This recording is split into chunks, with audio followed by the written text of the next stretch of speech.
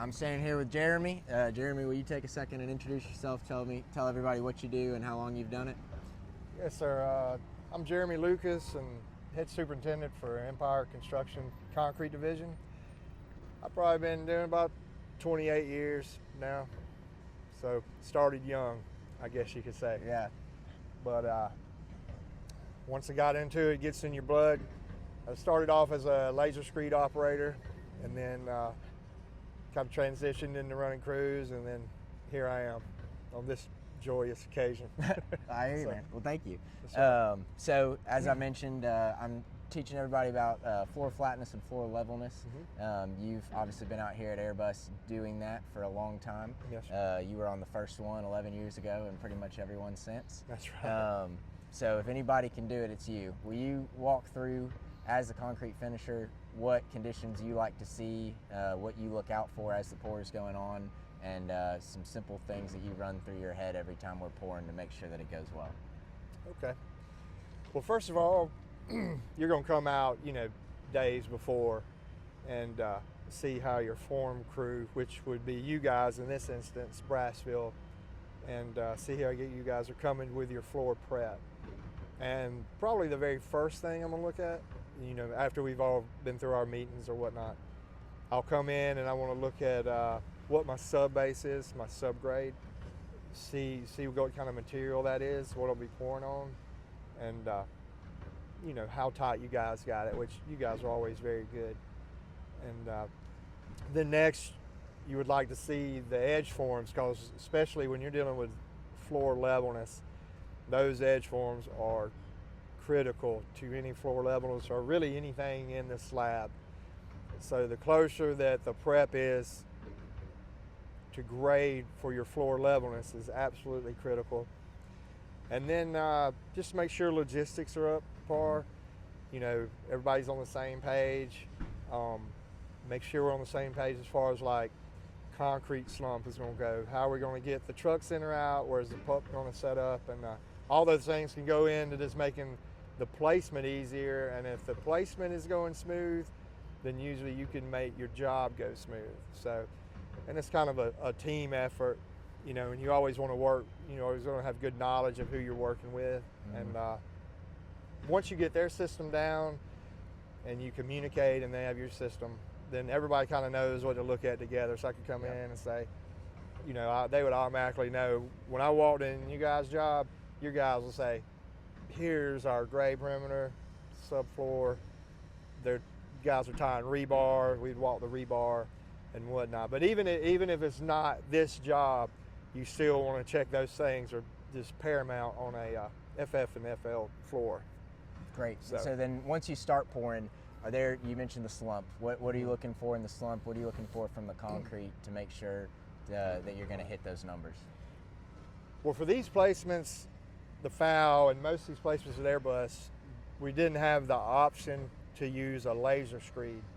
And that was trial and error all the way back to 11 years ago on the first FAL. And man, that was good trial and error. We didn't know really how to go about it. You guys were learning how to go about it, so we kind of just learned that one together. But we figured out fairly quickly that screed wasn't the answer. And what about the screed was not working as somebody who's operated a laser screed? So that was, you're trying to use the screed, and you can't use the bigger platform screeds because of the weight. And so you're trying to use the rollback screeds, the 480 or whatever a person would have. And so much movement in the head. And then if the rebar would just have to be tied exactly the same and to support that weight, and it would ever so lightly rock. And, of course, in the perfect world, that head's supposed to make up for that and you're getting a good floor. But we always found it very difficult with the screed in that scenario, so we had to come up with other methods. And so that's how we started on the original FAL that we did 10 years ago, correct? We started trying to use the laser screed. That's how we started on the original FAL, and it was painstakingly evident that that system was not going to get us where we wanted to be. We weren't hitting the numbers, right? No, I don't think we ever got the numbers on any of the pours with the screed. Yeah. So that was difficult, but it was a good learn. I mean, if you don't do those jobs, you don't really know and learn how to correct it. So. And so then after we failed a couple of those and we knew we had to hit the numbers for the building, you sat down and there was a meeting, I believe, where y'all discussed what to do. What happened then? Well, that was actually when your second production building came along. Okay. The second FAL, and then they had hired another group, another company came in, and I believe they came in with a screed, and they were trying, but it was a platform and an arm screed system, and it was a bad placement, and it was a tough time. It's tough. The concrete here in the summertime is unforgiving. Yeah. And it was a tough deal for those guys. So then they called us on the second FAL, and we all met. And even then they wanted to use a screed. Mm-hmm. And I think we got the Summerall guy said, well, you come down and perform it. And he came down, and it was still, it was on the line, but it still wasn't the numbers we wanted. So after that, we kind of all met, and that's when we came up with the idea we should probably use those rails. And then Brassfield, they got that, they came up with the rail idea. They're the only group, I think, that used that rail idea. Yeah. That you guys basically invented that particular rail idea, and it's a very good system. But I was in belief that rails were the only way to go. Yeah, it basically allows you to have the edge form with each port, with each strip. So great. I appreciate you doing the flashback. Oh yeah. Well, we're so that now we've got the rail system, and okay. well, on this building we use the rail system on every pour. We knew that we were going to be able to use it. You came in and we started pouring. I know you mentioned something about the way you use the bull float, the way the guys on the whirlybirds, the power trowels, how they finish. Talk me through. If somebody was watching a finisher finish a slab that needed high FFFL numbers, what do you want to see on the power trowel? What do you want to see as we're pouring? What are some things to look for? Let's go back to the slump question first. All right. So we're going to come in and do this placement. Mm-hmm.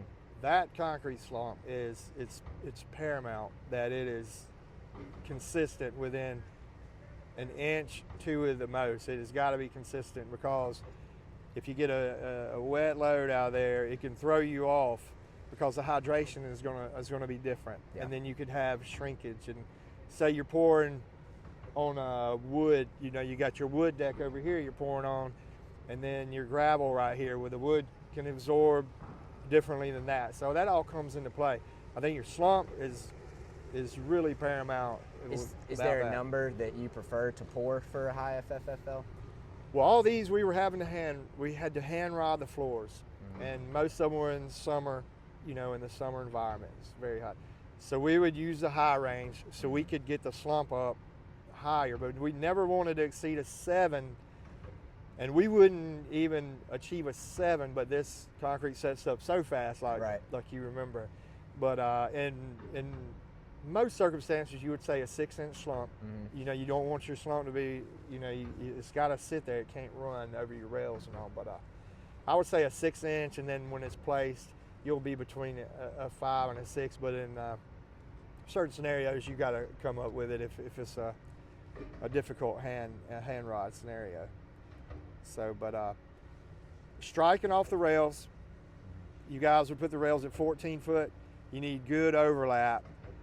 And so the rail side, you guys did great at shooting in those rails, and you kept them tight. So your screed guys have got to be experienced, and just that comes with some time and know-how. But the rail guy is one thing, but the wet guy, when you pick up the rail, that's probably the most important guy on your crew. The 2 most important on that wet screed side. Yeah. Because the numbers we're talking about are really tight. But once you do get it screeded, and you've overlapped 2 feet, possible on either way, you want your bull float man, he wants to stop in the same pattern. You need to overlap also.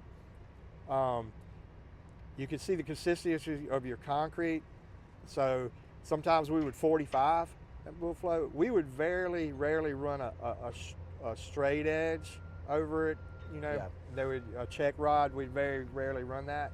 because we felt confident in our striking ability off those rails. Now, if we didn't feel confident, we would maybe get a highway straight edge for a check rod and run it also. But with our crew, as good as it was turning out, we just used a wider, 6 to 8 foot bull float.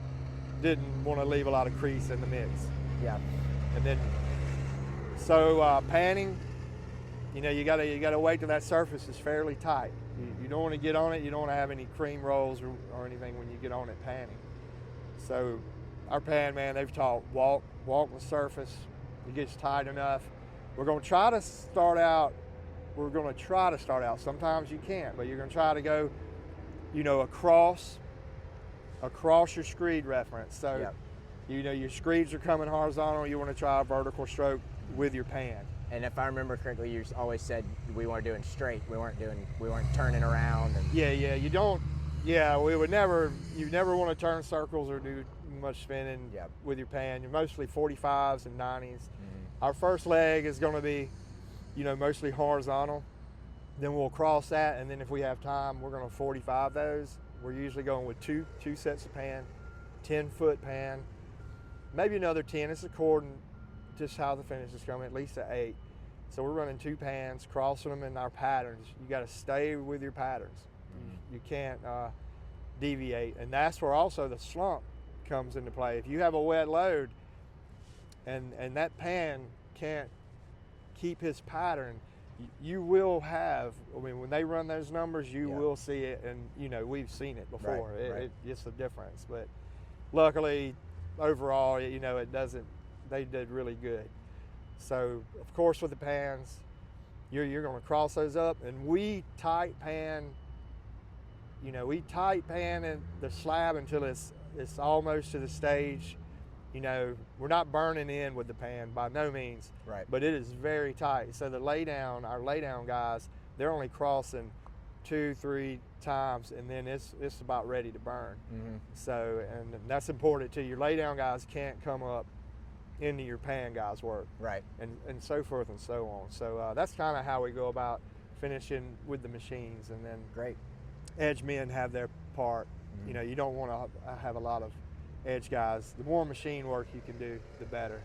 And that's also those edge forms. If they're on grade and your machines can go right to them, then you can keep your numbers right on out right to the end. So great, sweet. Well, so to recap, I guess some big important things that everyone can look for is make sure your edge forms are right on grade, real close. That's make sure your slump stays consistent and you don't get too wet a load. If you do, try to get a hold of it, get a hold of the QC guy. Oh yeah, you have to, definitely. And then as they're finishing, make sure we're going perpendicular to the way the screed was running, at least at the beginning, on the power trowel, if it's possible. But you understand, if something's flashing on you or something, you got to get over there. But if possible, we're going to go perpendicular and cross, and then ultimately 45. Yeah, and then you want your best guys on the wet side of the screed. Oh yeah, that wet side of the screed. You got to have you a guy that is right on point with that. That's important. Because not too many people do this method. Yeah. It's much easier if you could put your laser screed out there, run it. You can get your numbers all day long. But when you're talking about double, triple mat, and then all of a sudden you've got to start hand rodding these things, then it's a little unorthodox. Yeah, but, so I want to catch what you were saying there. Is the reason here is our slabs were so thick and we had multiple mats of rebar, and that's why the laser screed wasn't able to really work.